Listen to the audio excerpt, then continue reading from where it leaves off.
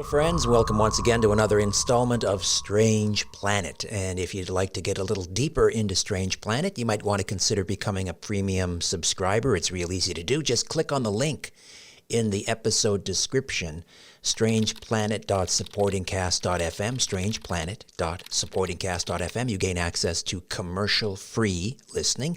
You also receive 2 special bonus episodes per month that are produced exclusively for premium subscribers, and you receive my monthly newsletter, Inner Sanctum, strangeplanet.supportingcast.fm. All right, we are moving along with our continuing series on some of the great speakers that are coming to the Contact in the Desert conference, which is happening May 30th to June 3rd in sunny California. And today we're going to discover what is happening at High Strangeness Ranch in Colorado. Well, now it's Rocky Mountain Ranch, but we'll get into that. Katie Paige has personal ties to High Strangeness Ranch in Colorado, again now known as Rocky Mountain Ranch. In UFO folklore, it was known as the Clearview Ranch and even predates the infamous Skinwalker Ranch by over a decade. And this is what motivated Katie and her interest in ufology to find answers to her experiences and to try and find and uncover the truth as to what was happening there. Katie can be seen on History Channel's Beyond Skinwalker, UFO Witness, Gaia's Beyond Belief with George Noory, Ancient Aliens, Small Town Monsters, On the Trail of UFOs, Night Visitors, and Ron James' film Accidental Truth. Katie conducts independent investigations and research through her Rocky Mountain Ranch Research Foundation. She's been a presenter at several conferences, has appeared on many radio shows, podcasts, including Coast to Coast with George Knapp, Spaced Out Radio, UAP Studies Podcast, and many more. She is the author of Letters of Love and Light, 4 decades of UFO encounters, experiences, and sightings shared with ufologist R. Leo Sprinkle, Ph.D. She is currently writing her second book, The Rocky Mountain Ranch, Crafts, Cattle, Cryptids, and Cover-Ups. She holds a Bachelor of Science in Visual Communication, and she will be appearing at the Contact in the Desert conference, and she's going to tell you all about that right now. Katie Paige, welcome to Strange Planet. How are you? I'm well. Thanks for having me, Richard. My pleasure. All right, so let's talk about Contact in the Desert, May 30th to June 3rd, and you're going to be on a couple of important panels. Tell us about them. Oh, I'm so excited. I mean, for me, last year was my first experience with Contact in the Desert. And the thing I was most excited about was getting to meet Linda Moulton Howe face to face and having conversations with that wonderful woman of ufology, that great pioneer, Linda. And, for me, it came full circle because the Colorado Ranch, which, when I was a young girl back in the mid to late 70s, give away my age here, but a lot of strange things happened to, my mom was dating this gentleman, and I didn't know it at the time because, I'm a young girl, that we were threatened and warned never to talk about what happened out there. So I never knew anybody knew anything about what was happening out there on the ranch. Come to find out many years later that Linda Moulton Howe was an investigative journalist out there in Colorado at the time, covering these rash of cattle mutilations, that were almost occurring daily out there. There were hundreds of them. And she kind of led the charge, and she made actually a nice documentary film called A Strange Harvest back in the day. I encourage people to check that out.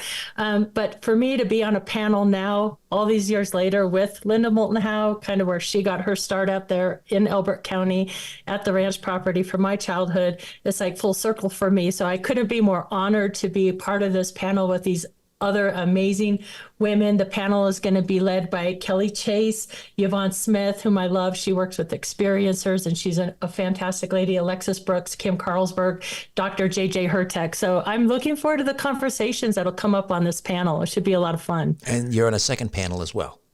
Yeah, Paranormal Anomalies, hosted by Ben Hansen. And here we're going to look at these kind of hitchhiker effects at these high strangeness locations that so many of us, I used to compartmentalize all these different things, put cryptids over here, paranormal over here, UFOs over here. But I think the more and more we're learning about these different high strangeness events, they seem interconnected. So we're going to be on this panel talking about those things with Andrew Collins, Dwayne Ollinger from Blind Frog Ranch, Craig Campobasso, Earl Gray, Eric Rankin, and myself. So Before we get into your book on Dr. Leo Sprinkle, just what is can you explain your personal connection to the Rocky Mountain Ranch? Yeah, I think it's important to say I did not live there full time. My mom was a computer operator for United Airlines, and they moved their training center from Illinois out to Colorado. So we moved out to Colorado in 1970, and my parents divorced. My mom started dating this gentleman who also worked there with her, and he owned this ranch property out in Elbert County, Colorado. So the two youngest boys attended a large school district and lived with us during the week. So we would commute back and forth and sometimes spend weekends out there on the ranch property. And like I said, we were threatened and warned never to talk about what happened out there. And that came as part of the most terrifying night that I experienced out there on the ranch. And we'll get to that here in a minute. But, I'm young, but I'm hearing my mom and her boyfriend at the time talk about, cattle mutilations, police being called, strange hum noises, circles on the ground, cryptids, Sasquatch creatures, all this stuff.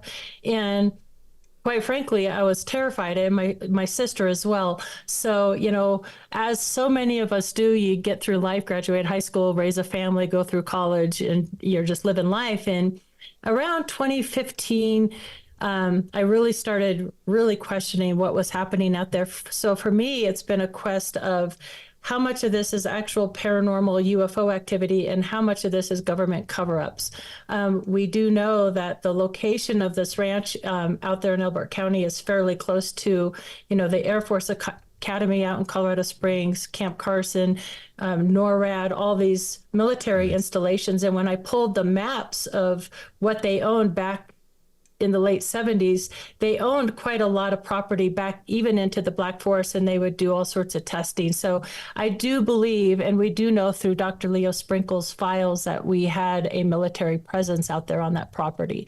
So it's sort of just been one big rabbit hole, as it often is. So as we mentioned, Rocky Mountain Ranch used to be known as Clearview. Right. It was one time considered the close encounter capital of the United States. So Dr. Leo Sprinkle, for those not aware of this gentleman and his work, just give us a little thumbnail of who he was. Yeah, Dr. Leo Sprinkle, unfortunately, we lost him a couple of years ago, but he was a pioneer in the field of contact hypnosis and also past life regression. He was a therapist or a psychologist out of the University of Wyoming in Laramie. And so I actually, I joined MUFON as a field investigator in 2012. I came right in as a field investigator just to kind of get my feet wet on what's happening out there. And I ran across this book in 2013 called Hunt for the Skinwalker by Colm Kelly, her PhD, and George Knapp. Started reading the chapter about other hotspots and started reading about a ranch in Colorado. Well, I knew the strange dynamics of the family. I knew the true location, but I wasn't absolutely sure. I was pretty sure it was the ranch from my childhood. And in this book is where I learned of Dr. Leo Sprinkle. He was with APRO at the time, and I quickly asked my state director, Doug Wilson, at the time, got his contact information for Dr. Sprinkle, and it was a quick 2.5-hour drive for me to get to the University of Wyoming. And so began a 3.5-year journey of writing Letters of Love and Light. I went there kind of for selfish reasons to get all the original documents on the ranch, which, by the way, all Dr. Leo Sprinkle's work, his 40 plus years of work and research, is housed at the American Heritage Center in Laramie, Wyoming. So anybody, if you're in Laramie, you can go and pull his boxes and you can get lost in his research like I did. And what's fascinating is he kept all his response letters. So, he's talking to people like Phil Klass, Linda Howe, great pioneers in the field, plus experiencers from around the world. So I found myself getting lost in reading all these letters from people. And I woke up one night from a dream and I thought, oh my gosh, if I find them interesting, other people will too. So I spent 3 years going back and forth to the Archive Center, photographing all these letters. And then I compiled them in this book, Letters of Love and Light. And the title came from the way Dr. Sprinkle would sign his letters, Love and Light, Leo.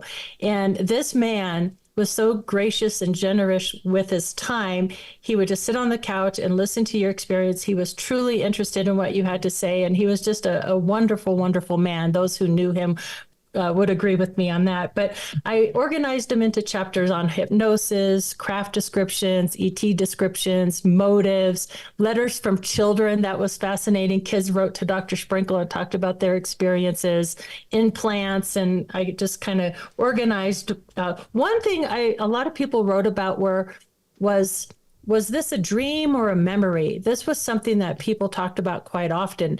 They would have this incredible, vivid dream like they've never had before, and they didn't know if it was an actual abduction or a dream. And so much so that's a whole chapter in the book. So I kind of thought that was really interesting as well. But that's what that book is about, is all the work and letters that Dr. Leo received. So Colorado's Skinwalker Ranch, as we mentioned, predates the Skinwalker Ranch by over a decade, but there are obviously some commonalities. Can you walk us through some of those? Oh, very much so. So, just like Skinwalker Ranch and a lot of these high strangeness locations, and they do have commonalities, physical, geographical commonalities, which we could talk about in a little bit. But some of the first things experienced on the Colorado Ranch, humming sounds, strange bangs under the ground, blacked out military helicopters. I mean, there were newspapers written about these helicopters, menacing people, chasing people. What are they doing there? Of course, the mutilations, paranormal activity, these large circles on the ground, the Bigfoot cryptid creatures, and not only Bigfoot or Sasquatch, but we're talking strange large birds seen at these locations. Even there were reports of these like platypus type creatures, which is really unusual. So these are just some of the commonalities that we have out there, both at Skinwalker, Colorado, and other locations. Now, we all know this whole country, we have a large Native American folklore at these locations as well. So, the Ute, Cheyenne, Navajo, Comanche, Pawnee, all that. And I don't know if that plays a role. And if so, that goes back years and years and years too, So who knows when all these phenomena started out there? It could have been, in the 1800s. And I think, in researching the provenance of the land in Elbert County, it was known as the Mulligan Ranch. And so I kind of did a deep dive at the Archive Center about the Mulligans. And there was an interesting article I found online about Dick Mulligan. And he was born and raised on this property in Elbert County. And he later in his years became the caretaker at Winter Park Ski Resort here in Colorado. And he had a black ski run named after him called Mulligan's Mile. And it talks about how he's an Irishman with the gift of bold exaggeration and storytelling. And I was like, oh, that's really interesting, being he was born and raised on this property. I don't think he was exaggerating. I think he was experiencing things long ago. And people were like, oh, Dick, you're just so full of it, So it's kind of funny. But I do think it goes back years and years. So those that are watching or listening, rather, those that are listening on Spotify or wherever you're listening to your podcast, we're going to describe a series of photographs here, and we'll do our best to kind of create some mental images for you. But if you'd like to at some point, maybe venture over to my Rumble channel, Strange Planet, or my YouTube channel, Strange Planet, and find this episode, then you can see these photographs that Katie Paige. Katie Paige has provided. Now, let's talk about this Snowless circle.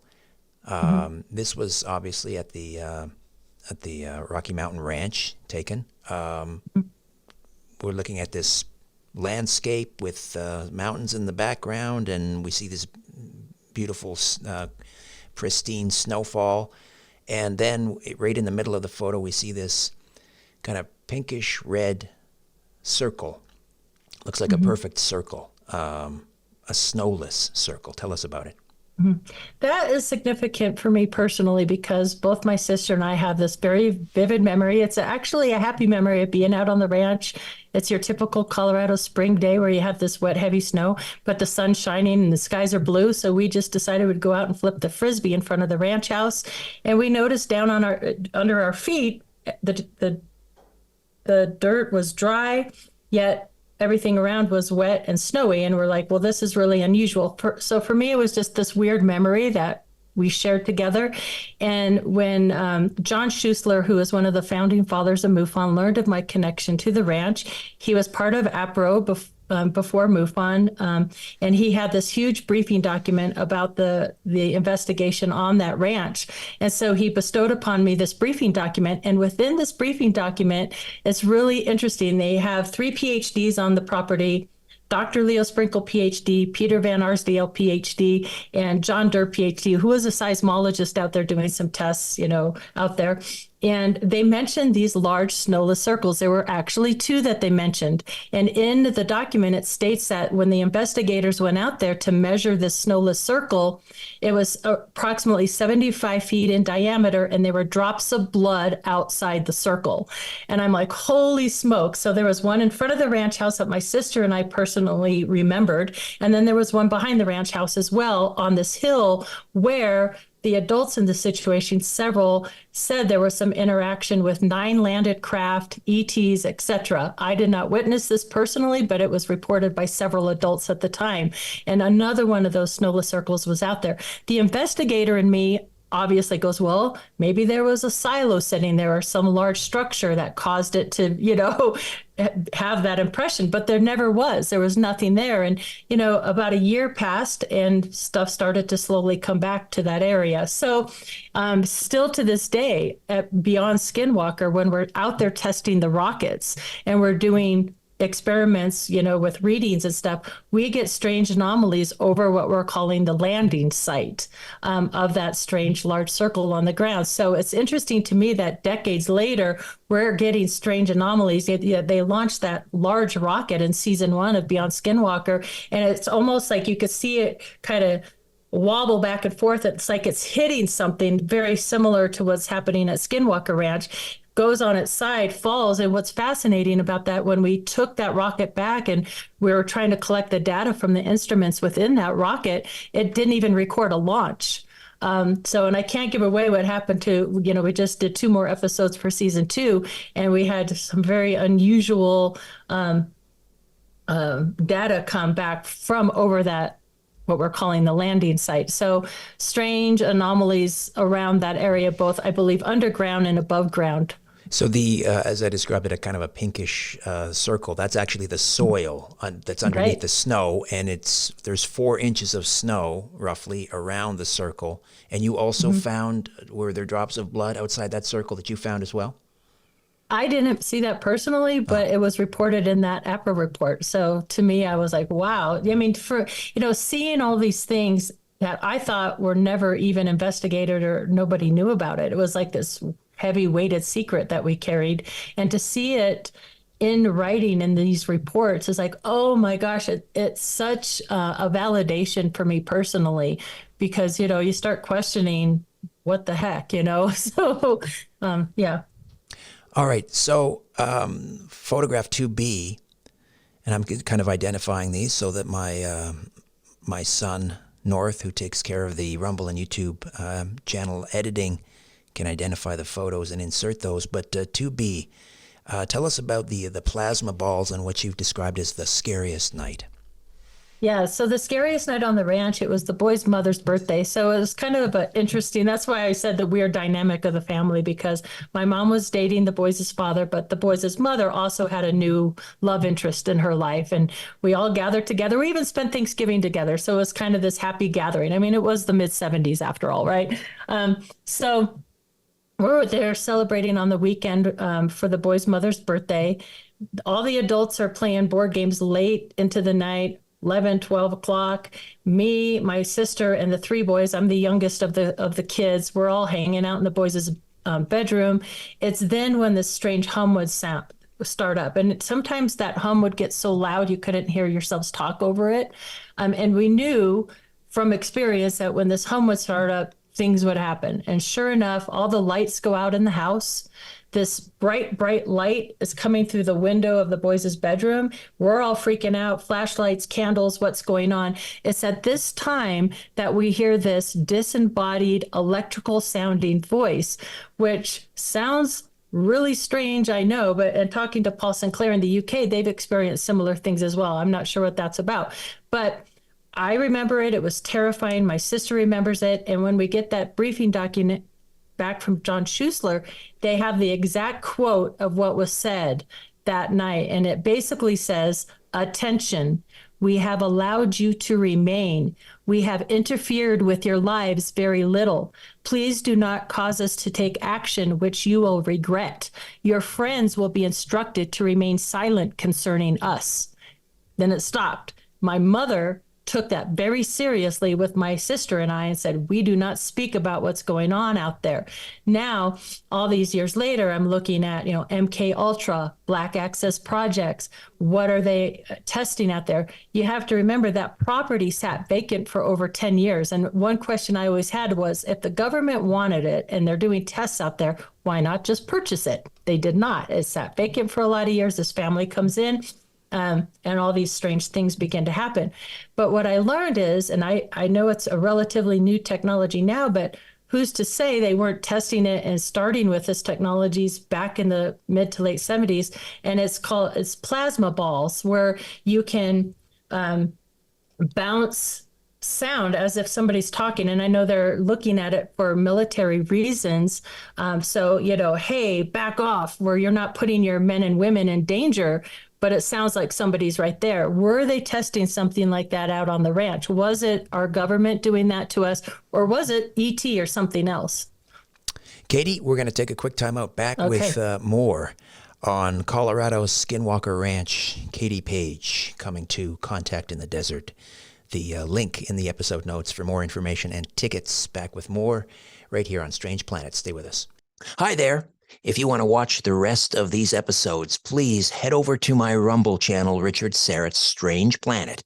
You can watch complete episodes there. New, complete, unedited episodes drop every Monday, Wednesday, and Friday. Again, the Rumble channel is Richard Syrett's Strange Planet. In the meantime, I want to thank you for supporting this YouTube channel all of these years. However, the problem is I never know when I'm going to run afoul of the censors at YouTube.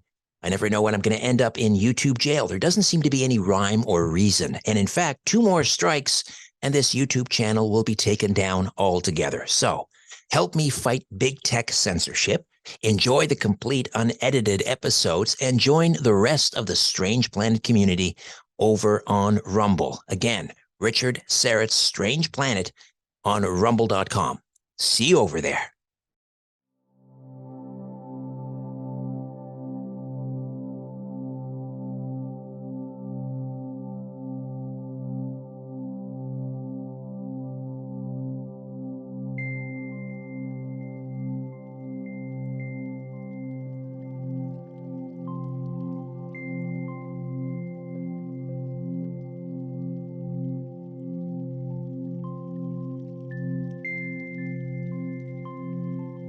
Katie Paige is with us. We're talking about High Strangeness Ranch, or what is now known as Rocky Mountain Ranch, with a lot of folklore, UFO folklore associated with what used to be known as Clearview Ranch, predates Skinwalker Ranch by over a decade. Once again, Katie Paige will be appearing at Contact in the Desert, and she'll be on a couple of important panels. That's happening May 30th to June 3rd in California, and the link is in the episode description. You can get more information, and I believe you can order tickets there as well. All right, so let's talk about, let's see, we're going next to, we've got a couple of interesting newspaper articles here on what was then called Clearview. These are from July of 1978. So what's happening at Clearview in the summer of 1978? Lots of headlines here. Yeah, a lot of headlines. It's so cool, in going and getting the original documents. They talk about the sheriff at the time was George Yarnell, and the undersheriff was Bill Waugh. So, of course, I try to look up, these folks. Unfortunately, they passed away, but his widow, Jean, and his son live out in Florida. So I fly to Florida to interview the Waughs, and I'm sitting at the table talking with them about all their experience with the undersheriff, Bill Waugh, who, by the way, they were both featured in Linda's House, a Strange Harvest film. And she pulls out this big binder of old newspaper articles. And she's like, here, go ahead and take them home with you, copy them, send them back, which I did. But there were just so many articles about all these strange mutilations happening, these helicopters, this metamaterial that was found on the ground, just different things like that. And in there, Dr. Leo Sprinkle, he would talk about how, this is the UFO, hotspot at the time and different things. So these were just headlines that I collected through Bill Wall, the undersheriff and whatnot. So, I love that these were documented in newspaper articles because at the end of the day, I love to be able to go down to archives and actually hold papers in my hand and find names out of these articles. So for me, they were a great researcher tool. And I encourage anybody, if you're really, invested in a certain story, to go to the archives and the newspapers, because that's a great way to find names of people that were affected by these. And what I learned from all these articles, is I compiled an Excel spreadsheet of over 200 names from just the articles alone of people that had mutilations in the area. And even now, Beyond Skinwalkers kind of opened the door. A lot of these small town people, they don't want to open up and talk to you. But now with this, kind of out there, they're slowly coming around. And I just did a wonderful interview with a gentleman named Carl in his 90s that experienced a lot of mutilations and actually still to this day is experiencing mutilations, as are others. So this phenomena has not stopped completely. And in fact, Carl owns property up here near my home now in Woodland Park, Colorado. And for the last 3 4th of Julys in a row at his cattle farm up here, he's had 3 mutilations. So guess what I'm doing this 4th of July, Let me just share the headlines. Does one town have UFO monopoly? That was a UPI wire story from out of Denver, but it was carried in as far away as Alexandria, Louisiana. A small town awash in UFOs, researcher claims. That was printed in the Salina Journal. That's in Kansas. Town has unusual amount of UFOs. That's another, that was carried in the Daily World, Opelousas, Louisiana. And the APRO Bulletin, multiple phenomena on Colorado Ranch. Just a small sampling of all of the stories that were carried across the United States. All right, so next we're going to photograph 4, or image 4, and this is Letters of Love and Light book. This is from the Letters and Love Light book that you wrote about Dr. Sprinkle. Tell us a little bit more about the book, 4 Decades of UFO Encounters. Yeah, like I said, it just became a passion of love and honoring Dr. Leo Sprinkle, and just getting to know the man was worth it in it itself. But one of the favorite things, there's 2 fun things I came across. I found an early letter that speaks about Snowflake, Arizona in the 1930s. So, Travis Walton, who was abducted from Snowflake, Arizona in 1975. And that's my passion. I like focusing on the decade of the 70s. For obvious reasons. So, getting to know Travis and that, I was floored when I came across this letter. And this is a pastor who was on a bus headed through Snowflake, Arizona. The bus stops at the little town. He gets out and sees a landed craft and has this experience very similar to Travis Walton. So that fascinated me. But something else that I found that I love in Dr. Leo Sprinkle's work is with the hundreds of experiencers that he talked with, hypnotized, and corresponded with. He came up with what he called PACS, and it stands for the P, which is preparation, which is childhood visitation. Then the A is abduction, which happens around the same time. C, contact, which is adult visitation. T, training, obsessive compulsive behaviors, reading, traveling, visions, and then S, the last part, is the service to others, where you take all of these experiences and then you're in that S phase where you're, writing books or lecturing or talking with others. And there's more details about, the steps in his PACS. But I found it interesting that Dr. Sprinkle noticed this kind of pattern of people's experience with the phenomenon. So that was a pretty cool thing. Any parallels in your life there? Oh, for sure. Yeah, for sure. I mean, I was born in Illinois. My grandparents lived in Lake Como or Lake Geneva, and he would go to Lake Como often, which is right by Lake Geneva. And my grandfather, who was in the Navy and was also a Mason, had a oblong shaped sighting of a craft over Lake Como, and it was actually investigated by J. Allen Hynek. And then early on, we had sightings of the same oblong shaped craft. So there has been like this family dynamic or generational sightings and reportings, which I find fascinating because you hear that often with so many other people that these tend to run in families. Yes, there definitely was. We're going to look at a military map now, and this is, I believe that's Interstate 26. Is that right? I-25. I-25. That makes sense because, Yeah. the fives go north and south. So Interstate 25. And Colorado Springs Airport is there. Where is the ranch in relation to this map? I see the Albert Ranch and a big star at the top of the map. That's it. Yep. That's, yeah. In folklore, it was a Clearview Ranch because the townspeople and the sheriffs, they didn't want the publicity, which also I think speaks to the credibility of what was happening out there. They weren't out there trying to make money on this. They weren't trying to get famous. They, in fact, wanted to keep everybody secret and not disclose where this even was. So, at the beginning, when I kind of came out talking about this, I referred to it as the Elbert County Ranch. And now, since Beyond Skinwalker, they refer to it as the Rocky Mountain Ranch. So I've sort of taken that on just because it has the most exposure and people will be able to relate to what I'm talking about. But it's, not isolated just to this ranch property, although the ranch property from my childhood is where the investigators research, and there was a lot of stuff happening there. But we have to remember this affected, a few hundred people and is still affecting people to this day, not only in Kiowa, Colorado, but in Elizabeth.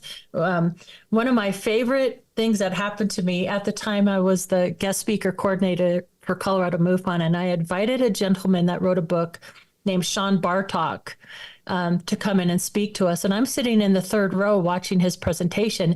And in the book, he talks about strange experiences on his property in Castle Rock, which he did not want to disclose the true location of his home. And I've come to find out after the presentation that it was only 14 miles away from the ranch of my childhood.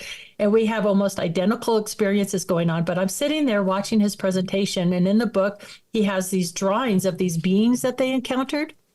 And in the archives from Dr. Leo Sprinkles from the ranch of my childhood, there were sketches of beings that these adults encountered. There were said to be two types of beings on the property, a Nordic type and what I come to call the Tubi guys now, thanks to Paul Giamatti. He calls them the Tubi guys, but they're kind of like this AI type of being with these heavy brows, large almond eyes, this plate that protects its chest, long spindly arms, long spindly legs. And in Sean Bartok's drawings, almost identical drawings come up of the face. Like, I was floored. My chin hit the ground. I'm like, we didn't even know each other. And here he is having these encounters with these same Tubi guys. How does that happen? So that added credibility to the sightings of whatever these beings were or are. Right. So on this map, it's the Albert Ranch surrounded by, let's see, 1, 2, 3, I'm seeing no fewer than 5. You've got the Peterson Air Force Base and Northcom. You've got the Shriver Air Force Base. You've got Fort Carson. You've got, in the south, you've got, now moving northwest, you've got the Cheyenne Mountain, of course, for NORAD. And then up at the top there, just west of Albert Ranch, you've got the Air Force Academy, all part of these Colorado Springs military installations. What's the connection there? Well, and what I didn't put on that map, too, is the Butte, which actually houses a very, very large collection of military helicopters. There's those helicopters again. Go. And like I said before, were they out there conducting MK Ultra? I have little clues and hints that I have found, through the archives and through researching other people, one of which is a little note in Dr. Leo Sprinkle's handwriting. And it says, Bill Waugh, the undersheriff, wants to talk to someone, has seen ships going into the ground, boxes, mutilations being done. That's something we didn't even touch on, are these mysterious disappearing boxes. Nobody will talk. They don't want an investigation or publicity. No stigma. The credentials are an important factor. John would go back. No, John is the boyfriend of the person that lives on the ranch from my childhood. Says NORAD colonel said bluntly to forget about it and to shut up. And the Air Force head has a directive to handle UFOs and Bigfoot. What's interesting about that is talking to some cadets and stuff from the Air Force Academy, they're still like folklore and rumors of, if you see something looking at you from the wood line, the tree line there, just ignore it. Like they're still having sightings of these Sasquatch, Bigfoot creatures, which, yes, the Rocky Mountains are kind of known for that. Bailey, Colorado has the Sasquatch Outpost by Jim Myers out there, and we still have a lot of sightings. But this location in Elbert County is very flat. It's not like you would have a family of Bigfoot living there full time without being seen. Mm-hmm. So that begs a question: are they directly connected to the craft that have been seen, or are they interdimensional coming up and down from underground somewhere? A lot of these areas, these high strangeness locations are highly magnetic. They ping the charts as being highly magnetic. Got Skinwalker at Blind Frog in Colorado and out there in Sedona. So we have highly magnetic locations with very similar geological, crystals and granite and sandstone and whatnot, and aquifers that run under these grounds. So here we have high magnetism, water, and geomagnetics that I somehow think magically intertwine, maybe to open doorways or whatever. And when I was out there filming with Beyond Skinwalker, that very first night, it was the first time I had been back on the property since I was a young girl. It was dusk time. Then we get out later. We're filming a sudden blizzard. I mean, it was forecasting snow, but not to that degree. So we get this crazy blizzard coming down, and they're having me walk them back to where I experienced this strange box. I saw the box in the daytime. I was with the youngest son, and my mom's boyfriend were in the pickup truck driving in the tree line behind the ranch house, and we hear this strange. It's almost like electrical sound, like bees, like if you're standing under electrical power lines. And all of a sudden I see this box in the tree line, and Jack's yelling at me, get in the truck, get in the truck, get in the truck. And I look back and the box was gone. So the film crew was having me walk them back to where I saw the box, and it's dark, it's windy, it's cold, it's wet. And I'm in the front of everybody, and out of nowhere, it's this blanket of snow come these bipedal footprints in the snow that have this big stride, 1 foot in front of the other. They disappear, they come back up and walk for maybe another 10 feet and then disappear again, as if something came up from underground, walked, disappeared, came up, walked, and disappeared. It was, wow. And I was so excited that they actually caught that on film, and it's in the episode. It doesn't do it justice. Like, to see it in person was much more like, oh, what is that? I mean, it wasn't elk, it wasn't deer, it wasn't rabbit, it wasn't dog, it wasn't cow, it wasn't, what was it? So it begs the question, what's going on? Katie Paige is with us, and we'll take a quick time out, come back, and High Strangeness in Colorado, Skinwalker Ranch. It gets stranger, MK Ultra. That's coming up next. Stay with us. Hi there. If you want to watch the rest of these episodes, please head over to my Rumble channel, Richard Syrett's Strange Planet. You can watch complete episodes there. New, complete, unedited episodes drop every Monday, Wednesday, and Friday. Again, the Rumble channel is Richard Syrett's Strange Planet. In the meantime, I want to thank you for supporting this YouTube channel all of these years. However, the problem is I never know when I'm going to run afoul of the censors at YouTube. I never know when I'm going to end up in YouTube jail. There doesn't seem to be any rhyme or reason. And in fact, 2 more strikes and this YouTube channel will be taken down altogether. So help me fight big tech censorship, enjoy the complete unedited episodes, and join the rest of the Strange Planet community over on Rumble. Again, Richard Syrett's Strange Planet on rumble.com. See you over there.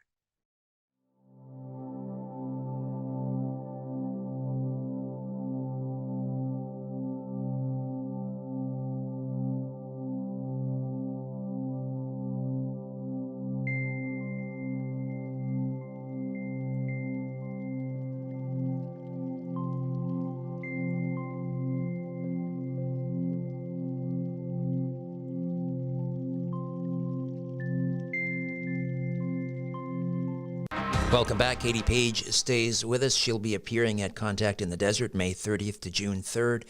She'll be part of a couple of important panels. More information at contactinthedesert.com. The link is in the episode description. And Katie, of course, the author of Letters of Love and Light, 4 Decades of UFO Encounters, Experiences, and Sightings, shared with ufologist R. Leo Sprinkle, Ph.D., and she's working on her second book, The Rocky Mountain Ranch, Crafts, Cattle, Cryptids, and Cover-Ups. So we've sort of touched on a little bit of the MK Ultra aspect here. But again, there is a note here specifically relating to Camp Carson, which is not too far from the Albert Ranch or the Clearview Ranch or the Rocky Mountain Ranch, whatever you want to call it. Right. So who wrote this letter? Well, this is in Dr. Leo Sprinkle's pen, which I just love that. And again, it's just another little clue. And I think this is why research is so important. It's really cool that Dave Marler just acquired the original files of the APRO reports. So I can't wait to get out there. He's outside of Albuquerque, New Mexico. And I'm like, Dave, I'm like chomping at the bit to get there. But his National Historical UFO Research Center, I think I got that right. You can learn more about it through Dave Marler, but it's a wonderful task that he has taken on, having CUFOS, NICAP, APRO, the original Blue Book, and all that. So it's a researcher's dream to go out there and visit Dave. And but anyway, so I can't wait because in this note, the last name is redacted out, but I think in these original files at Marler's, we'll get that last name. So I hopefully can track this person down. But it reads, Warren blank with the name redacted from Camp Carson visits the ranch, felt something wrong, wouldn't go into the woods. Something took over his mind, made him walk towards the woods, would release him, and he could run back. And this did this to him 5 times. Now, that is fascinating. Question number 1, why is there a soldier from Camp Carson on the property? That's my first question.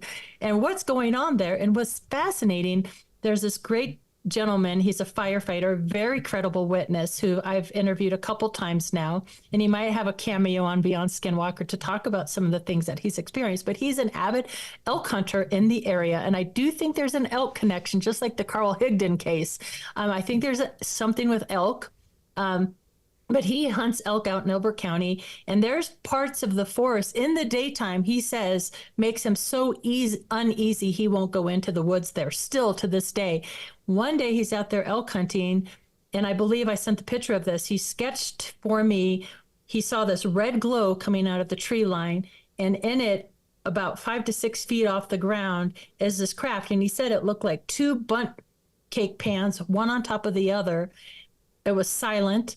The top of the bundt pan was spinning clockwise, the bottom counterclockwise, or vice versa. I'm not sure. I don't have the drawing in front of me. But he's watching this thing, turns around for just a second, looks back, and it was gone. The glow took a little bit to fade, but boom. And he's like, he will not go back there. I'm like, I'll go with you. But so strange, unusual things are still occurring to this day. And what the military is doing out there, were they, experimenting with laser weapons, with these sound weapons, with large arrays underground? I am not sure. The locations of these properties is interesting in the fact that they're at higher elevations. So perhaps, if the worst would happen and we're being attacked by, maybe something will come up to start shooting these down. I don't know. But there's definitely a military presence here in the Rocky Mountain Ranch. Talk to me about there was a crash of this was an Colorado Air National Guard fighter bomber, Right. an A-7-D that crashed. Was it near Camp Carson? No, it's right by the ranch, outside of Elizabeth, right by Kiowa. So in Elbert County, right at the height of these mutilations and these sightings at the pilots. They even put a no-fly zone over Elbert County at the time because people were starting to arm themselves. Everybody was on high alert. These mutilations of not only cow, horse, sheep, dog. They were afraid they were going to humans next. The Colorado Bureau of Investigations was involved. So this was a big deal at the time. I was unaware of that, but I'm aware of it now. So this is mid-70s. This is 1975. Yeah, this is the mid-70s. So November 11th, 1975 is a fascinating day, and it's just the mystery is growing when it comes to November 11th, 1975. In the report, it talks about these two A-70 interceptors that crashed. Both pilots ejected, both pilots survived. But in Dr. Leo Sprinkle's notes, it says they were in pursuit of a UFO. Now, I ran across Richard Doty, who was a disinformation officer. I believe he got his start in 1977. So he came in kind of at the tail end of this phenomenon out there in Elbert County. But I asked him if he knew about, number one, I wanted to know if he was aware of the property and what was going on there. He claimed that he was. Number two, I asked him about the two A-70 interceptors, and he said, well, he said, if you want to know about that, send a FOIA to the Kirkland Air Force Base mishaps office, which I did. And I get this big 1-inch thick folder back talking about the A-70 crash. And basically, it's kind of suspicious for me because they talk about how, number one, it had 218 live rounds of ammunition on board, that supposedly it was a student and an instructor, and the instructor misidentifies the light of another craft, which they never identify, by the way. And so he gets confused, hits the tail of the student. Both interceptors go down and crash. I just recently found one of the pilots and sent him an email and a message on his phone. I haven't heard back from him yet.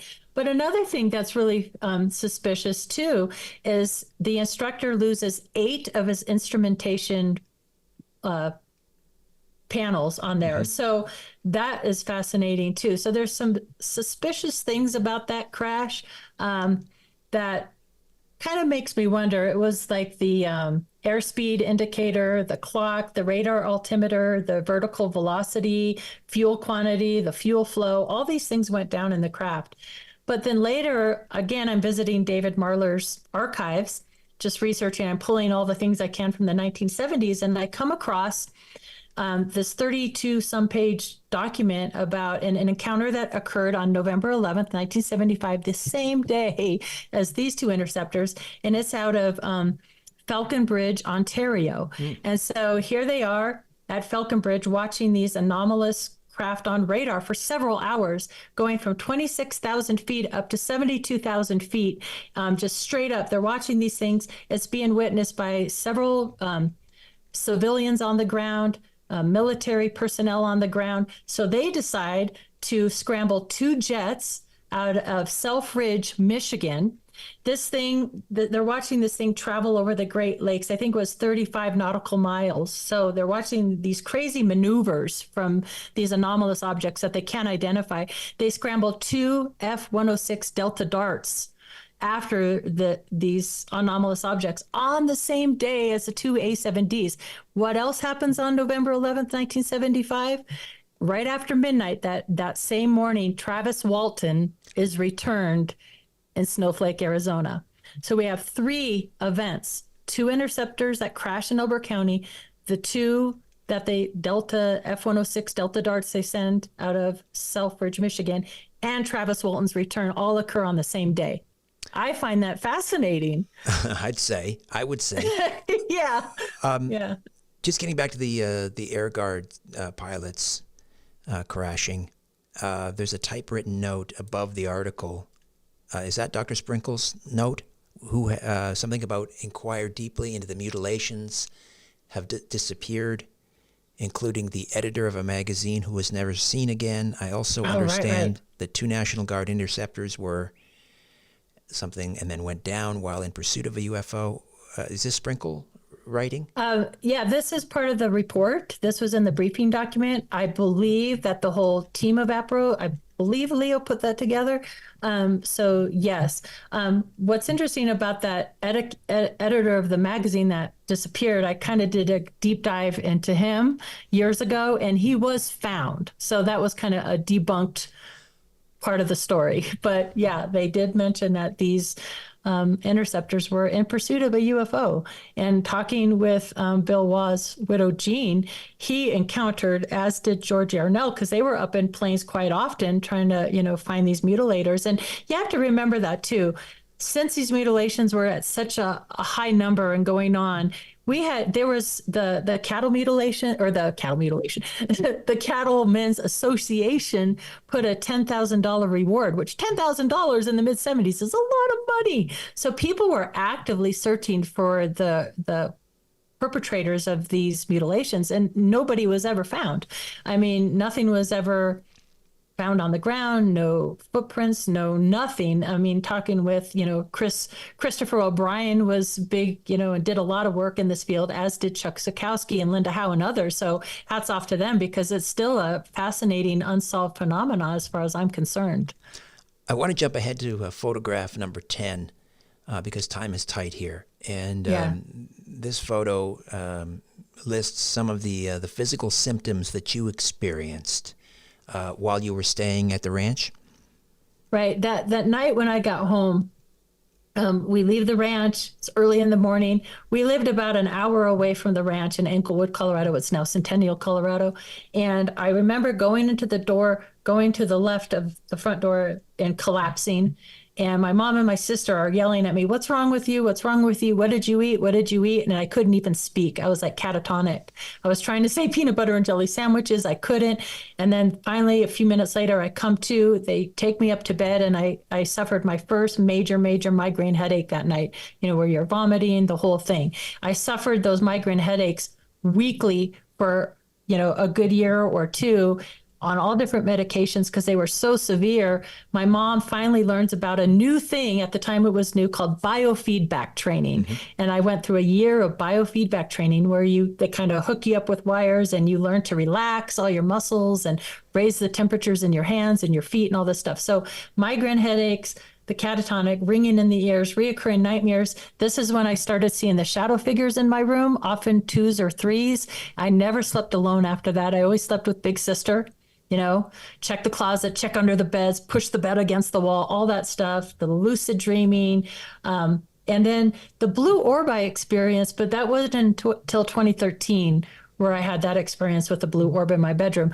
But all these things I've kind of lived with my whole life, kind of like paranormal stuff around me wherever I go. And I think people that experience these things know what I'm talking about. It seems to kind of just follow you around. And once you're open to something, it seems like it's just sort of always there. Recurring nightmares? What was happening in the nightmares? Yeah, well, pretty graphic ones. I remember I had a poster of a little puppy dog on my closet, and they were pretty violent nightmares for a while.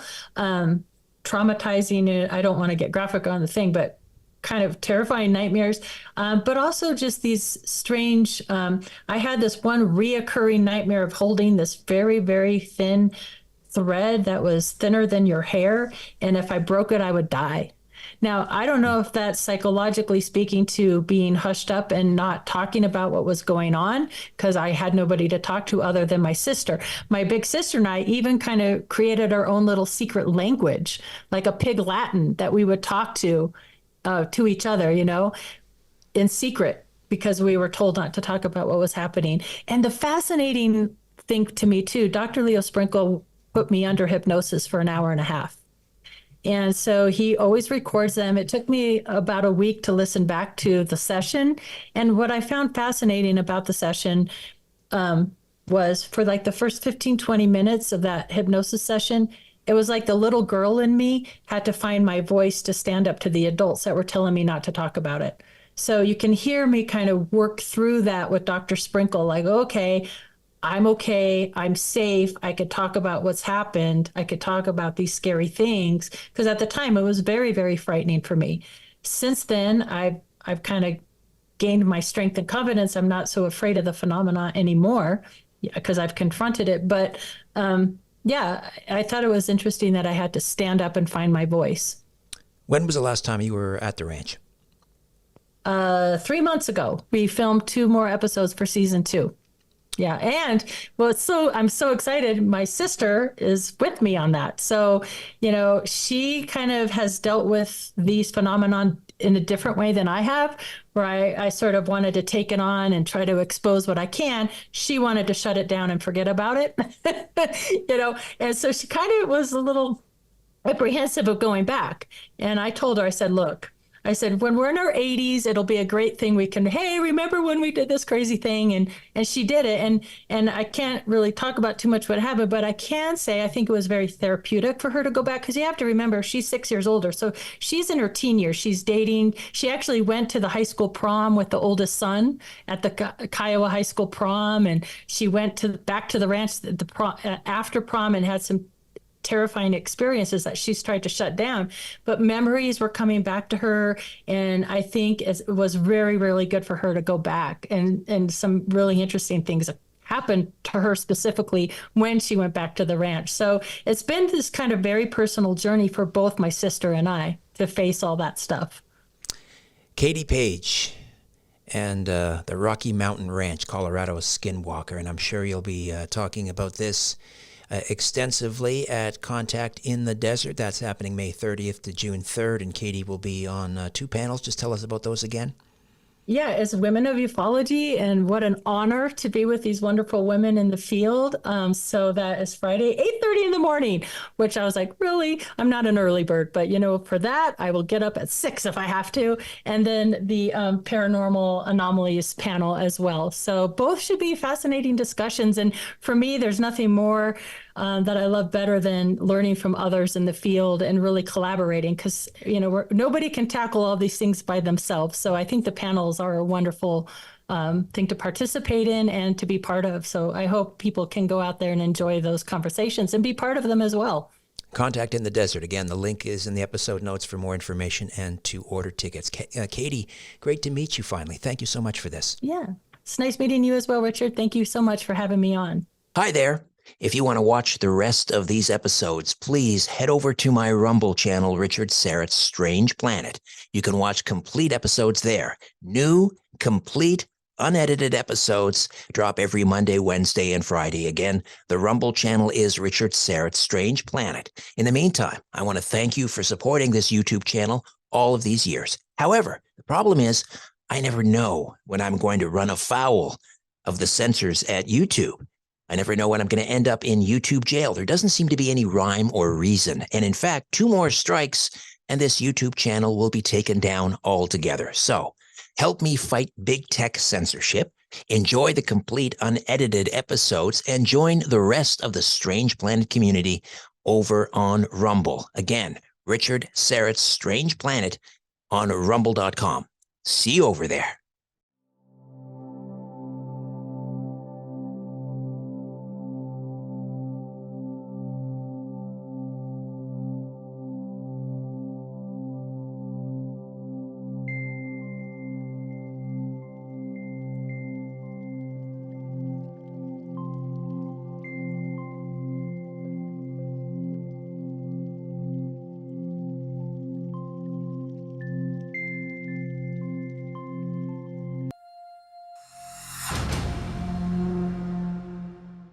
Hey there, friends. Welcome once again to another episode of Strange Planet. It's far more strange than you can ever imagine. And if you'd like to get a little deeper into Strange Planet, you might want to consider becoming a premium subscriber. Just click on the link in the episode notes, strangeplanet.supportingcast.fm. You gain access to commercial-free listening, special bonus episodes, 2 per month, that are produced exclusively for premium subscribers, and you receive my monthly newsletter, Inner Sanctum, strangeplanet.supportingcast.fm. The link is right there in the episode notes. All right, on this episode, the Women of Ufology. Contact in the Desert is coming up on a very special anniversary. It's the 10th anniversary, and 2 of my colleagues at Coast to Coast AM, George Noory and George Knapp, are going to be on the stage for the first time at Contact in the Desert, but sharing the same stage for the first time ever, which seems hard to believe, but true. So yet another reason to attend Contact in the Desert this year. And another great reason is it's going to feature the world's first ever Women of Ufology panel. And it'll be featured during the, as I say, the Contact in the Desert, which is happening May 30th to June 3rd, 2024. And one of the panelists is with us right now. Kelly Chase is a host of the UFO Rabbit Hole podcast and also the author of a book of the same name, the UFO Rabbit Hole, Book 1. And in her, I guess, her other life, she's a branding and marketing expert, and her work is centered on the role of storytelling as a catalyst for change and expanding human awareness. Kelly, welcome to Strange Planet. How are you? Oh, thank you so much, Richard. I'm doing great today. Thanks for having me. I mentioned, it's unbelievable that George Noory and George Knapp haven't shared a stage together, but it's also unbelievable that this is going to be the world's first, women in ufology panel. Why has it taken so long? That's such a great question. And I'm so excited about it and so honored to have been asked to host the panel. I think that it's a complex question, honestly, why there aren't more women in ufology to begin with. And it's something that I think about a lot because I've only been doing this for a few years. And obviously I'm a woman who's come newly to this field. And I haven't had any issue as a woman coming into this field. I've found it to be extremely welcoming. I found that I've been judged on the quality of my work and virtually nothing else. And, my podcast has been very successful. So I question a lot, like why it is that there aren't more women. And I think part of it is just the fact that I think human beings, when we talk about the unexplainable in life, because it's so hard to talk about, that we end up speaking about it with the people who are kind of most culturally adjacent to us because we don't have a better way to do it. And so I think that we tend to So I think that, I'm somebody who I've found myself in lots of sort of like spaces that skew male. I've been in tech and crypto and stand-up comedy. And so for me, I think it's just like very comfortable for me to have conversations in the way that I do. And I find that people whose minds kind of work the way that mine does. And that's been in the UFO community. But I think that as we start to expand the conversation, and it's not just centered on, government cover-ups and military intrigue, and we start to talk more about the full breadth and scope of what the phenomenon really is, that it opens it up to all people. And I think the more that we start to do that and kind of collapsing these categories that we have erected, in which these kind of echo chambers where we end up talking to each other, that we're going to learn a lot more about what the phenomenon actually is. So I don't think that the lack of women is some sort of I don't think that the UFO community is hostile to women. I just think that it has more to do with who we tend to have these conversations with in our day-to-day lives. Right. We should point out the Women of Ufology panel is going to be held on the Friday. That's May 31 from 8:30 to 10:05 a.m. You'll be hosting, and Lyndon Moulton Howe will be there, of course, Alexis Brooks, Dr. Desiree Hurtak, Yvonne Smith, Kim Carlsberg, and Katie Paige. May 31st at Contact in the Desert, and contactinthedesert.com for more information. So tell me about your podcast, Down the Rabbit Hole. The UFO Rabbit Hole, my apologies. Oh, no worries. So I've been working on the UFO rabbit hole for about 2.5 years now. I came into this topic as a complete skeptic, as someone who didn't believe that this could possibly be real. But as soon as I started kind of digging around and kicking the tires, I realized what so many people realize when they give this a chance, which is that there's an enormous amount of evidence for the reality of this phenomenon. And it became clear to me really quickly that although I didn't really know what this thing was, that it was clear to me that it was something, and that it was something really significant. And so, I come from this marketing and PR background. I actually do this full time now, but when I started, I was a branding director for an e-com company. And I spent most of my career working with PR and content, and really thinking about how do you get the right message in front of the right person at the right time so that they can really process it and take action. And so I decided to kind of take my skill set and apply it to this problem, because when I started looking into the UFO phenomenon, what I realized was that there's no easy on-ramp. And huge credit to the people who have come before, who spent decades and decades digging through, archives and doing FOIA requests and, all of the work that it takes to have gotten us to where we are. But I really wanted to take all of that and create an on-ramp for people who are new to the subject, who have wives and kids and, jobs and, a million things that come first, but maybe have only an hour or so with a podcast a day to really devote to looking into this. So that was what I did. And it's become more successful than I ever could have dreamed. And it's connected me to amazing people. And it's just been really the joy of my lifetime to be able to do this work. Again, the podcast is the UFO Rabbit Hole. You went into this podcast and into this arena, if you will, as you say, as a skeptic, a complete skeptic, what was there an aha moment for you, or was it just kind of a cumulative effect? What finally made you a believer? Such a great question. I think it really was kind of a cumulative effect. I think I spent probably the first 2 or 3 months really wrestling with what was going on and trying to make sense of it. But I think the things that really ended up compelling me were some of the early data that we have. Like I think the twinning memo in particular really stood out to me. You know, the fact that you can go back to the 1940s and the 1950s, and the bread trail is scarce, to say the least. But it's there. Like, you can find these memos that show that the U.S. government was taking this seriously while at the same time discrediting it to the American public.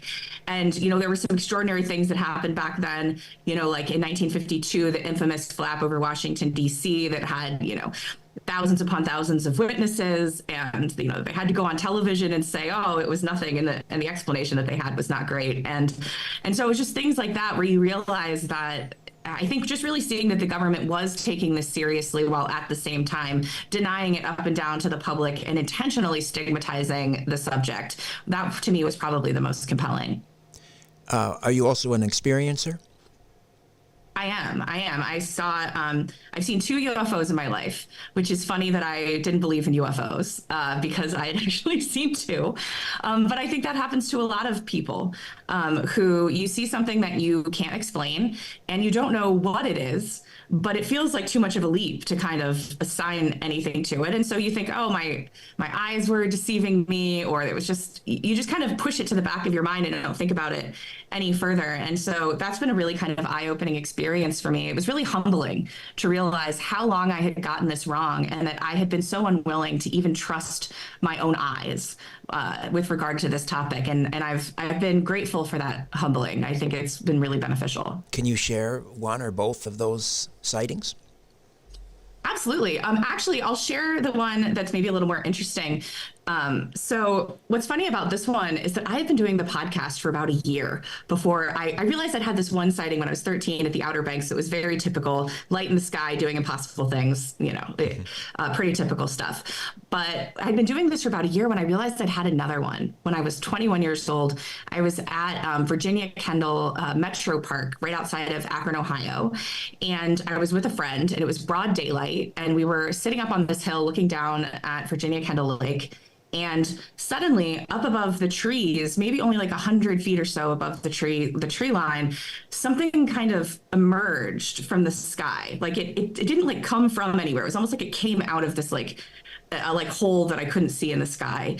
And it was long and cigar shaped, and probably about as big as the Goodyear blimp, which lives around here. So that's the scale. But so it was about that size, and it moved a lot like the blimp in that it was kind of like the way that a blimp kind of slowly drifts across the sky.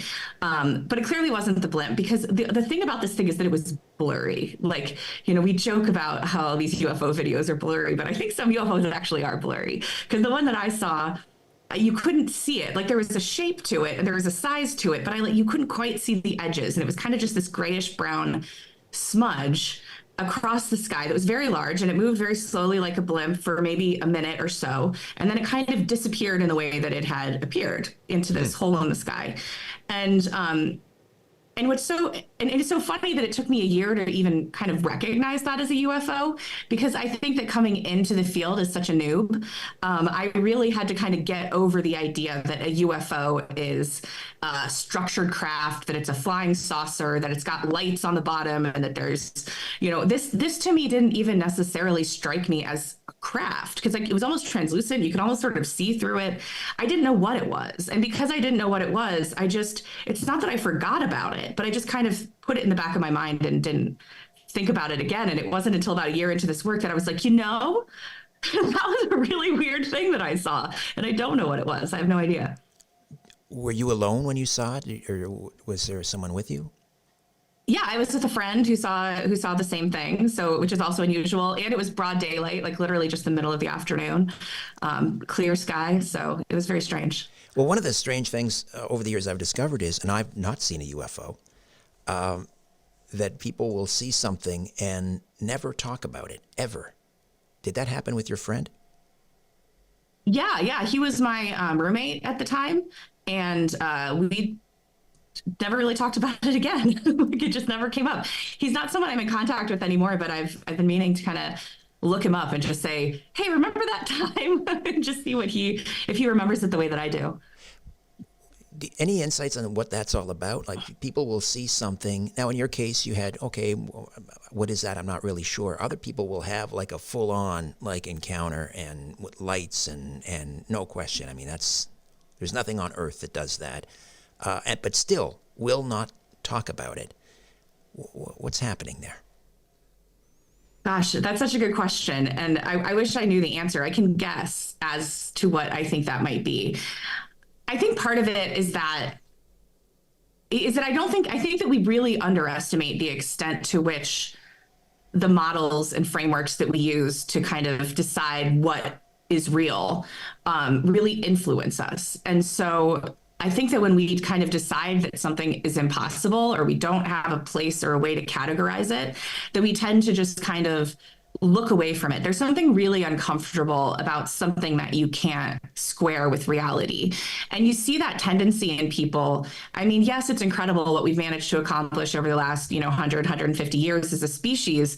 But at the same time, this idea that we have in our culture that like we have everything figured out when we don't even have a unified theory of physics. Like, we don't know what gravity is. Like, you know what I mean? Like, we can only see, like, I think like 1% of the spectrum of light in the universe. Like 90 something percent of the universe is dark matter and dark energy, which, by the way, we don't know what that is either.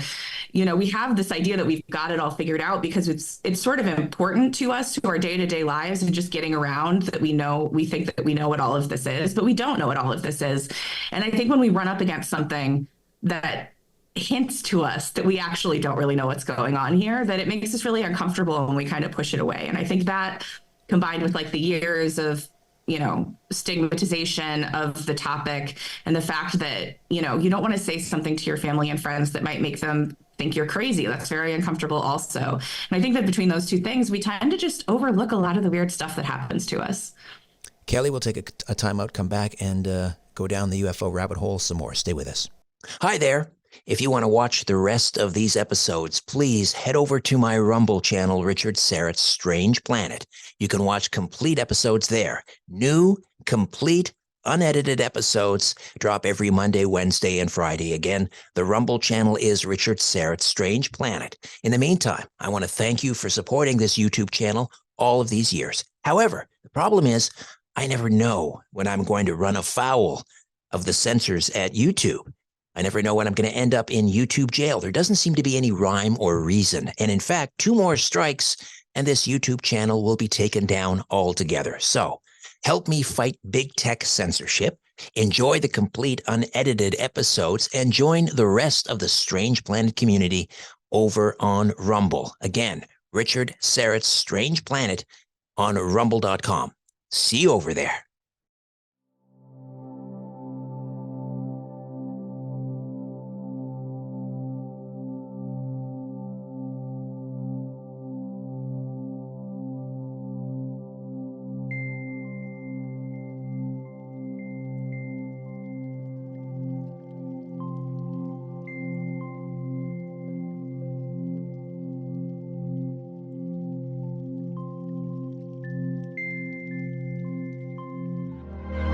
Welcome back. Kelly Chase is with us, and she will be part of the world's first ever Women of Ufology panel being featured at the Contact in the Desert event, the 10th anniversary, May 30th to June 30th, and June 3rd, 2024. Contactinthedesert.com for more information. And we were talking about your experience. When you go back to, I think you said your first experience, your first sighting was when you were 13 years old, and then you had this other experience. I don't know, this may sound like we're getting into the land of woo here, but do you ever think that these experiences were leading you, they were planned, they were leading you to what you're doing now, the podcast, the book, the production company? I do. I absolutely do. I, it's a strange thing that happens to many of us, to most of us, I would say, when you start engaging in this kind of research, which is that um, your life starts to feel orchestrated in a certain way. This was a complete surprise to me in terms of, I was very like excited about my career. It was a big part of my identity. I was on the, CMO track. I wanted to be a chief marketing officer by the time I was 40. The idea that I would walk away from this career that I had meticulously built over 15 years to go and start a UFO podcast was like I never could have seen this coming. But what's been so crazy is that every single thing that I think I've done in my life, including having these two experiences, I feel like has led me to this point. And I have a sense of purpose and direction with this work that I've never experienced with anything else. And so, it is a little woo, but I'm okay with that because, I'm a happier person. I'm a more productive person. I'm a more useful person than I was when I didn't see the world that way. And so, I'll take it. So tell us about the docu-series called The Beyond, UFO and a New Reality. First of all, what does the beyond part mean to you? So yeah, thank you for asking. I'm so excited about this project, and I am working on it. I'm writing and executive producing it. It's being directed by J. Christopher King, who people may know as the director of the Experiencer Group and also from the Inquire Anomalous Conference series. We've become really good friends over the last few years, and what we really wanted to do was to create a docuseries that really went beyond where this conversation has gone so far. There's been incredible work done over the last few decades, and I think in the last few years in particular, but so much of it, especially over the last few years, has been focused on kind of this disclosure narrative and really kind of making the case that UFOs are something that's even worth talking about in the first place. And we wanted to go beyond that and really start with the idea that, okay, the UFO phenomenon is real. So what does that mean? What does that mean about the nature of our reality? What does that mean about the amount of kind of secrecy that we've been subjected to? Like, what does that mean about what our government's been up to? We wanted to ask all of those bigger questions because what we find with, Jay and I both with the communities that we've been building, what we find is all these new people who are coming to the conversation and they get over the kind of like entry level stuff pretty quickly, and they want to talk about the bigger questions. And so we are trying to basically deconstruct that narrative in every way that we can. We're going to make a UFO documentary where no one sees an aircraft carrier. Like we're gonna talk to philosophers, and we're going to talk to experiencers whose stories have never been told, and we're going to talk to researchers who are dismantling the narrative as it's been kind of handed to us over the last few years through this disclosure process, and really try to get further into the heart of what this thing is, which, we obviously there's no easy answers there, but we basically wanted to take a run at moving the ball further down the field than it's ever really been done in this particular medium. And so we're about probably 75% of the way through filming right now. We just got back from Texas. We were working with Dr. Jeffrey Kripal down at the Archives of the Impossible at Rice University in Houston. And it's been an incredible ride, and I really just can't wait to share it with people. And your production company, Ontocalypse Productions, what does that mean, Ontocalypse? Yeah, so Ontocalypse is a word that we kind of came upon through conversations with, me and Jay, and then our other business partner, Jordan Flowers. We were really kind of talking about the fact that I don't think that we talk about ontological shock a lot in ufology and what it's like to kind of recognize that there's a reality to these things and how that impacts people. But I think that what we're coming up against as a culture, and I'm hardly the first person to think this, is something bigger than that. We're talking about an ontological apocalypse, which is where Ontocalypse comes from. It's not just kind of a shock that then you go like, oh, okay, well, I'm over it now. I think that for us to really accept the reality of the UFO phenomenon and all that it implies requires us to kind of dismantle everything and to question not just, what are UFOs, but what is the nature of our reality such that the UFO phenomenon exists. And we don't have good answers for that. And it's a scary thing as a culture for us to come up against, but I think it's also an incredibly exciting time to be alive. And so we really wanted to kind of create media that spoke directly to kind of that problem that's that we're being faced with as a species, really. So let's talk a little bit about, well, not a little bit, let's dedicate some time to talking about the state of disclosure, which to me has always seemed like, one step forward, two steps sideways, a step backwards, and repeat. I think some of the more disappointing developments lately is from Arrow, and this was a body that I was most optimistic about, maybe, because they started to interview some pretty important people. I think they interviewed both Robert Salas and Robert Hastings about, UFOs over nukes, and I thought, okay, now we're getting someplace. They're actually talking to the people that matter and that know things. And then we had this statement come out of Arrow that, there's no evidence for any of this. Where are we at? That's a great question. I think it's a little tough. It's been hard on people because I think that especially after some of the developments last year, and we kind of had heard that 2024 was going to be the year. And yet, Schumer rounds was gutted. Obviously Arrow came out with that kind of a joke of a report that seemed not just to be obfuscating, but in many cases to be kind of outright lying about what they know or don't know. And so I think it's been a little disheartening for people. I think that to expect that any of this is going to unroll in sort of a blockbuster Hollywood fashion where there is the day when disclosure happens, I don't think that's going to be the case. I just think that there's too many powerful interests at play, and there's too much on the line for it to kind of happen in that way. And so in some ways, I think we have to not be satisfied, but to just accept the reality of the fact that it's going to go forward, like you said, two steps forward and then one to the side and one to the back, and suddenly we're turned all around. And I think it's unfortunate. I do, though, think that the fact that we're seeing some very weird moves, honestly, being made by Arrow over the last few months.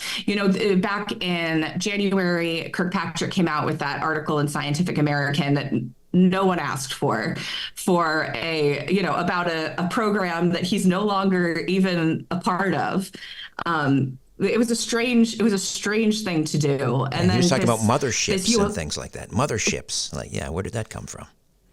Right. And I think that's really interesting. I think that it's very, very telling that after Schumer rounds gets gutted, that we get this 63-page historical UAP report from Arrow that says that doesn't use the word non-human intelligence at all. We're taking a step back, and they're like, there's no evidence of extraterrestrial life, which is it's ridiculous, and it's not the question that was asked.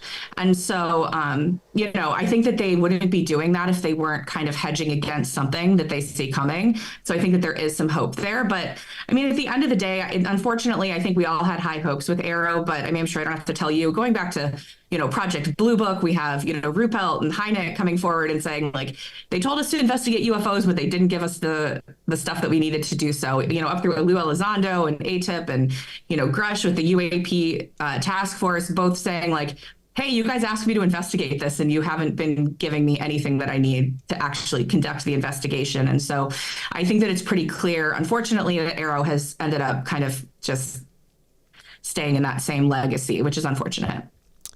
We'll take a quick time out. Kelly, back with more of our conversation right after these. Hi there. If you want to watch the rest of these episodes, please head over to my Rumble channel, Richard Syrett's Strange Planet. You can watch complete episodes there. New, complete, unedited episodes drop every Monday, Wednesday, and Friday. Again, the Rumble channel is Richard Syrett's Strange Planet. In the meantime, I want to thank you for supporting this YouTube channel all of these years. However, the problem is, I never know when I'm going to run afoul of the censors at YouTube. I never know when I'm going to end up in YouTube jail. There doesn't seem to be any rhyme or reason. And in fact, 2 more strikes and this YouTube channel will be taken down altogether. So help me fight big tech censorship. Enjoy the complete unedited episodes and join the rest of the Strange Planet community over on Rumble. Again, Richard Syrett's Strange Planet on rumble.com. See you over there.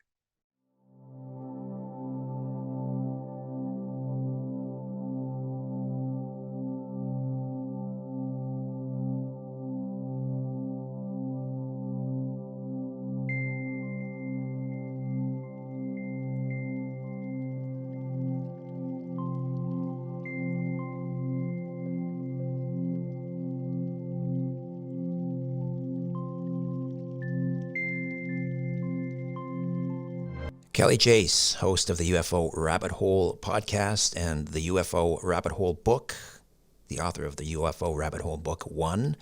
And also, she will be hosting the world's first ever Women of Ufology panel, which will be a part of the 10th annual Contact in the Desert event, which is happening May 30th to June 3rd. Contactinthedesert.com. Contactinthedesert.com.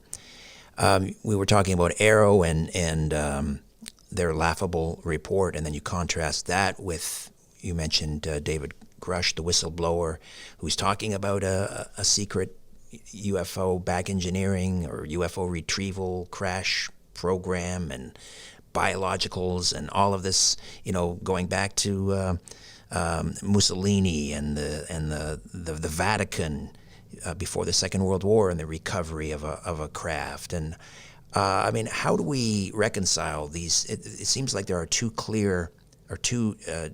separate paths in terms of disclosure happening behind the scenes. Do you get the sense like there's this battle going on backstage to disclose, not to disclose, or are they purposely just creating kind of a massive confusion here?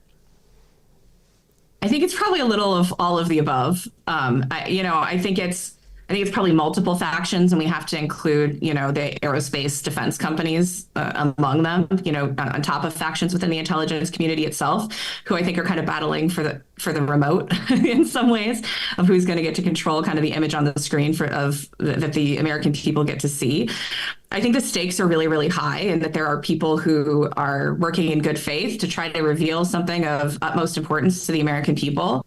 But I think the thing that we maybe don't talk about enough is that if half of what David Grush is saying is true, then what we're dealing with here has much greater implications than just UFO secrecy. We're talking about the fact that much of what we know of the 20th century history up through today is largely a fabrication. There's so much that we haven't been told. And if these programs exist that are being secretly funded, that are completely off the books, that we know nothing about, and that are potentially in possession of paradigm-shattering technology, and they seem to be completely above the law and answerable to absolutely no one, then are we still a democracy? Like, does the United States still exist? The implications are stunning and huge and frankly terrifying. And so, I will continue as I move along in my career to lend my voice to disclosure where I can. But there's a part of me that's really skeptical that we're ever going to actually get there, because I think that the implications are so earth-shattering that I'm just not sure that they're ever just going to come out with it, because I think that the truth is much darker than maybe many people have considered. Do you ever feel like, again, to use that old shop-worn analogy of the onion, but you start peeling the layers, and ultimately what you end up with is nothing but layers?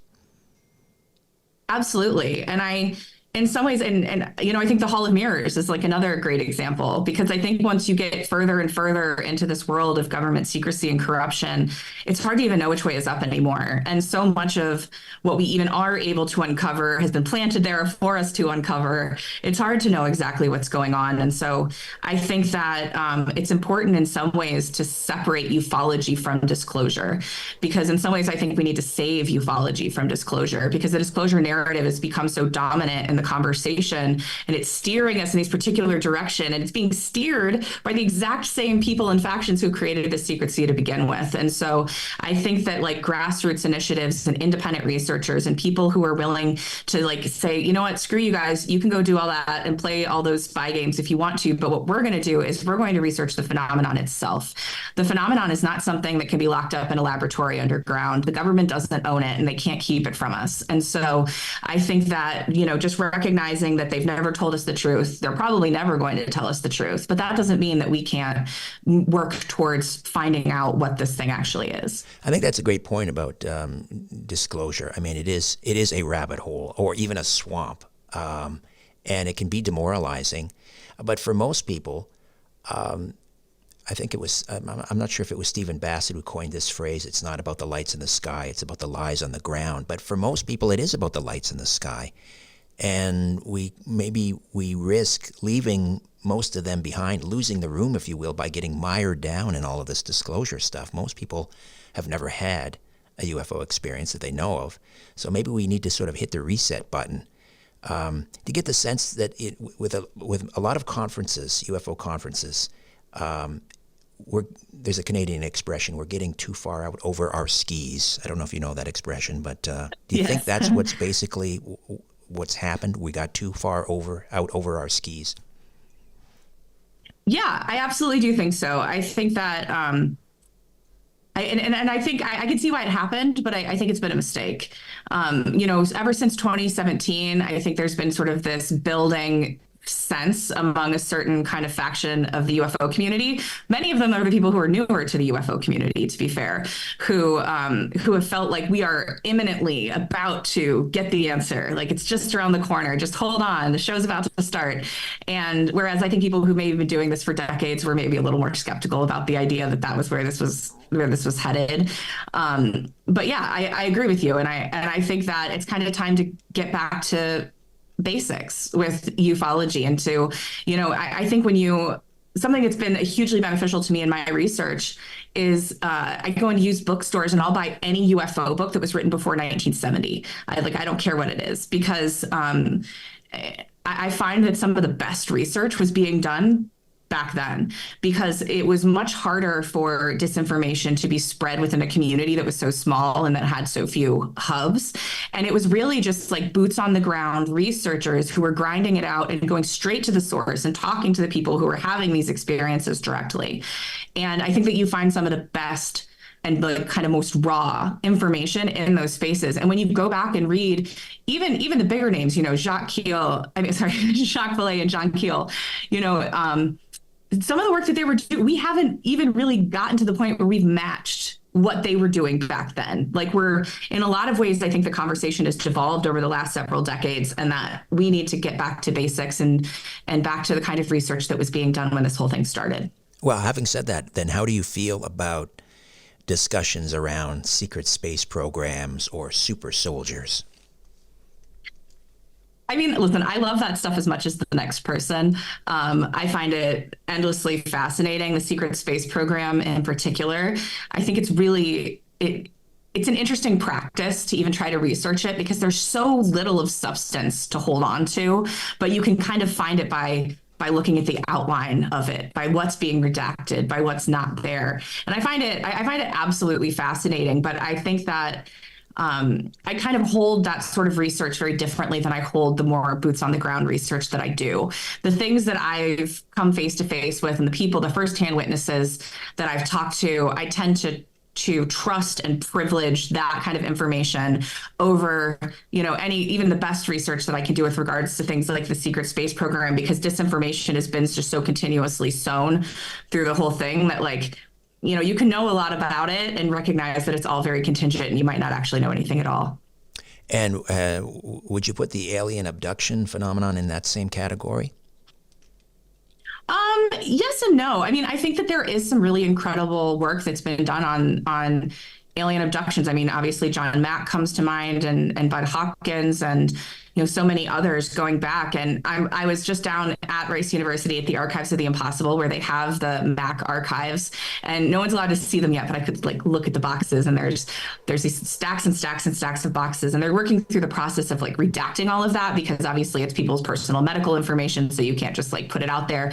But when that becomes available to the public, that's a huge treasure trove of firsthand witness information about this phenomenon. And so, I think the closer we get to the experiencer side of things, where we're getting our information directly from experiencers instead of through the sort of like military intelligence apparatus, the better off we are, and the closer we are to making actual headway, I think.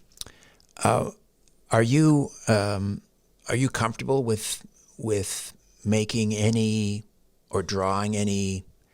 I don't know if I would even use the term conclusions. But do you have anything figured out after your work in this field? Oh gosh.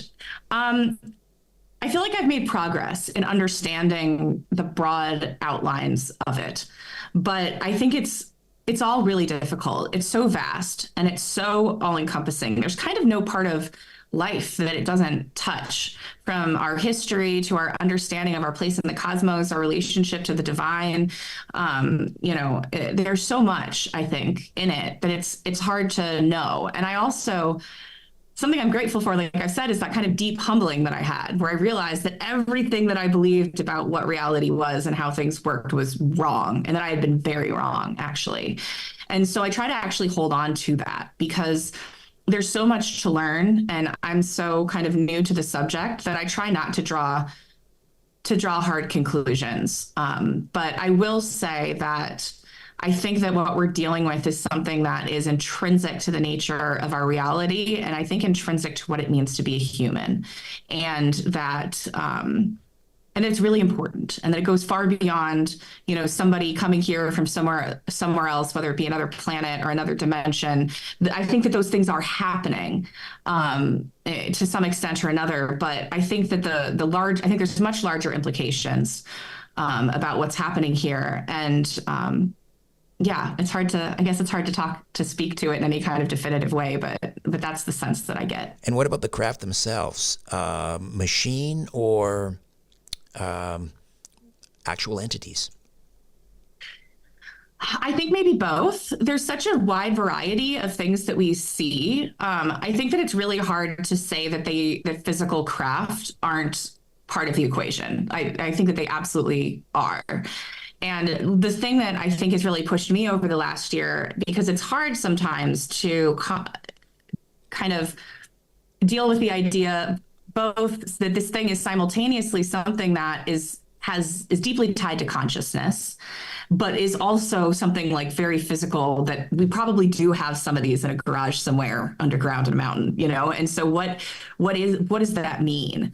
And it's led me to ask larger questions about what technology is, because I think the fact that I have such a hard time squaring those two ideas has led me to wonder more about what technology actually is. And so I've been reading more philosophy, and Heidegger has an incredible essay on the question of technology, it's called, that I think has really changed the way I look at the world. It's too deep to dive into right here, but those are the kind of questions that it's led me to ask, and I think that those have been really beneficial in my understanding.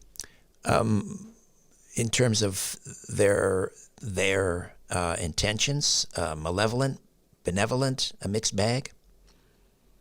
I think a mixed bag. I think that it's really hard to deny that there's not malevolent forces that are involved. I have some very close friends who are abductees, and those experiences are often terrifying and harmful, and it's hard to deny that.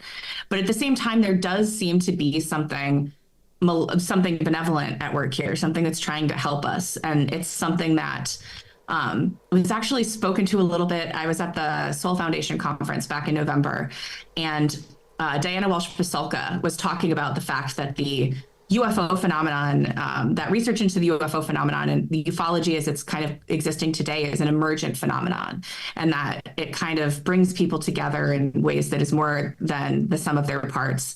And I think that that's really true. And Carl Nell spoke to it as well, which told me that this isn't just the thing that like the religious studies lady is talking about, that this is something that's being talked about within the intelligence community. So I do think that there's something benevolent behind all of this that's helping us as well. So I think it's complex.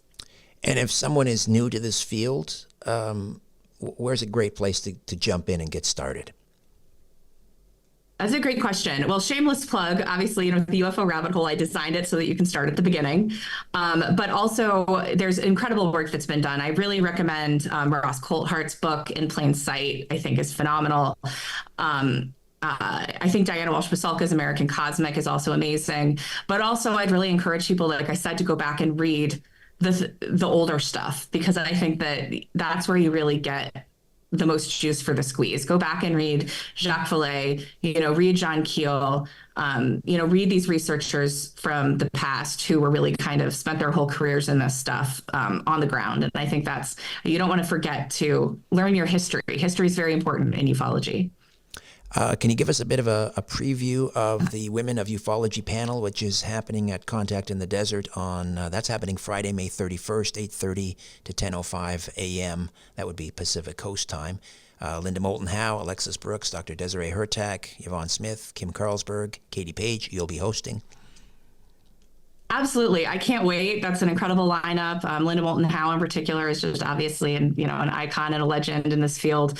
I want to talk a little bit about, what it means to be a woman in this field and why there might not be as many women as one might expect. But, more than anything, I really just want to talk to these women about their research, about their conclusions, about what's important to them. I think that the more we focus on those things, the better, because I really do think that this is a very welcoming community for women. If women are listening and you want to get involved, like, come on in, the water's fine. And so I'm really just excited to dig in with these ladies and hear their deeper insights about the phenomenon itself. Contactinthedesert.com for that. And how do we listen to the UFO Rabbit Hole podcast? The UFO Rabbit Hole is available wherever you listen to podcasts, Spotify, Apple, Google. It's on YouTube, and you can find links to everything on the UFO at uforabbithole.com. Fantastic. Kelly, great to meet you. Thank you so much for this. Thanks so much for having me. It was a pleasure. Hi there. If you want to watch the rest of these episodes, please head over to my Rumble channel, Richard Syrett's Strange Planet.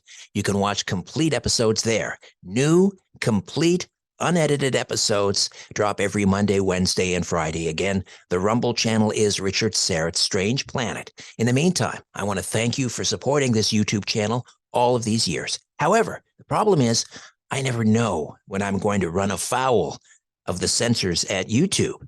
I never know when I'm going to end up in YouTube jail. There doesn't seem to be any rhyme or reason. And in fact, 2 more strikes and this YouTube channel will be taken down altogether. So help me fight big tech censorship, enjoy the complete unedited episodes, and join the rest of the Strange Planet community over on Rumble. Again, Richard Syrett's Strange Planet on rumble.com. See you over there.